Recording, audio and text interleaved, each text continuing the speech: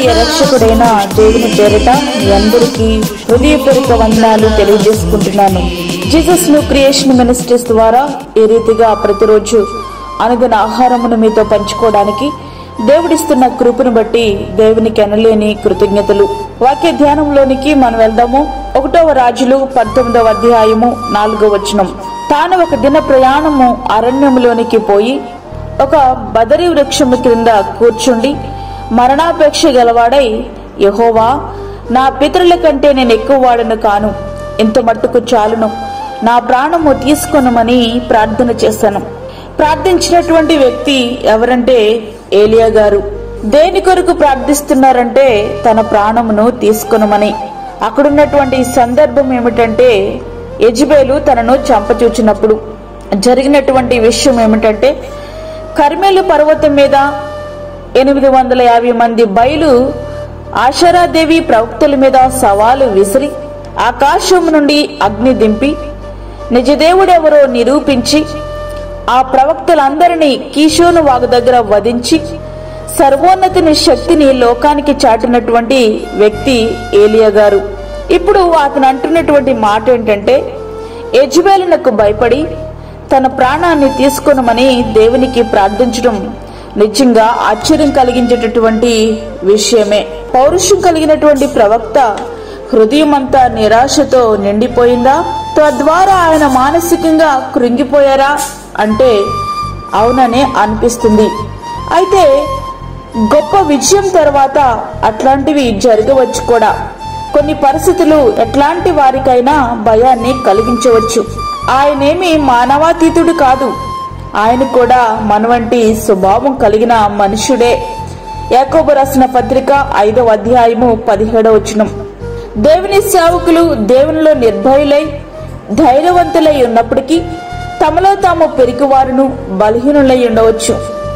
గెత్సేమనే వనములో కత్తి దూసి ధైర్యాన్ని ప్రదర్శించిన పేతురు గారు ఆ తర్వాత ఒక చిన్నదాని మాటలకు భయపడి ఆయనెవరో నాకు తెలియదన్నారు.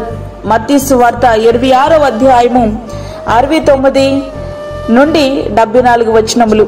నా పితరుల కంటే నేను ఎక్కువ వాడను కానని ఆయన ప్రార్థిస్తున్నారంటే తన పితరుల కంటే తాను గొప్పవాడిని అనే తలంపు ఆయనలో ఏదైనా మొలకెత్తిందేమో. దీనిని ఏలియా గారు గ్రహించాలని ఈ పరిస్థితిని దేవుడు అనుమతించారేమో తెలియదు. కొన్ని సందర్భాలలో దేవుని సేవకులకు నేను ఇతరుల కంటే మంచివాడిని కాబట్టి దేవుడు నాచే గొప్ప కార్యములు చేయిస్తున్నారనే దుష్ప్రేరేపణలు కలగవచ్చు. ఏది ఏమైనా ఏలియా గారి ప్రార్థనకు సమాధానం రాలేదు. దేవుని ఉద్దేశమే నెరవేరింది. ఏలియా గారు తన ముందు పొంచి ఉన్న ప్రమాదం నుండి తప్పించుకోవడానికి ప్రార్థించాడు, కానీ తన శక్తికి మించిన ప్రయాణం ఉందని ఆయనకు తెలియదు. నా ప్రాణము తీసుకొనమని ప్రార్థిస్తుంటే యెహోవా దూతను పంపి ఆయన ప్రాణాన్ని బలపరిచారు.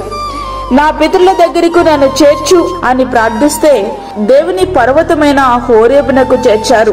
ప్రియ స్నేహితుడా, వాక్యమంటున్నటువంటి ప్రియ దేవుని బిడ్డ, అనుకూల పరిస్థితులను చూచి పొంగిపోకుండా, అనానుకూల పరిస్థితులను చూచి కృంగిపోకుండా, దేవునికి సలహాలిచ్చే విధంగా కాకుండా ఆయన చిత్తమేమిటో మన జీవితాల్లో నెరవేర్చాలని ప్రార్థించాలి. ఆ రీతిగా ప్రార్థించి దేవుని చిత్తాన్ని మనము నెరవేర్చాలి. అదే రీతిగా దేవుడు మనల్ని సిద్ధపరచునుగాక. ఆమేన్. వాక్యం విన్న ప్రియ దేవుని బిడ్డలారా, ప్రార్థనలో ఏకీభవించండి. పరిశుద్ధుడైన తండ్రి, ప్రేమగల యేసు ప్రభువా, శ్రేష్టమైన మరొక దినము మా జీవితంలో మీరు అనుగ్రహించారు, నీకు వందనాలు. ఈ దినమంతటి కొరకు మీరు మమ్మల్ని సిద్ధపరచండి ప్రభువా.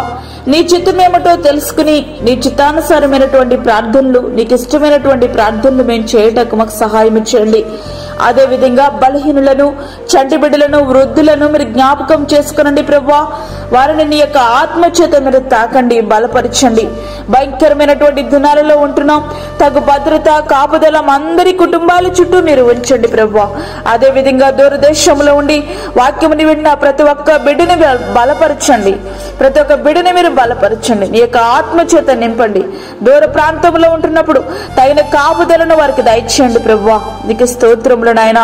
నీ సన్నిధిని, నీ కృపను ప్రతి బిడ్డకు మీరు అనుగ్రహించి బలపరిచి, మాకు కాదు యెహోవా, మాకు కాదు, సమస్త మహిమ ప్రభావములు మీకే మీతో ఆరోపించుకుంటూ యేసు పరిశుద్ధ నామమున అడిగి వేడుకుంటున్నాము తండ్రి, ఆమేన్.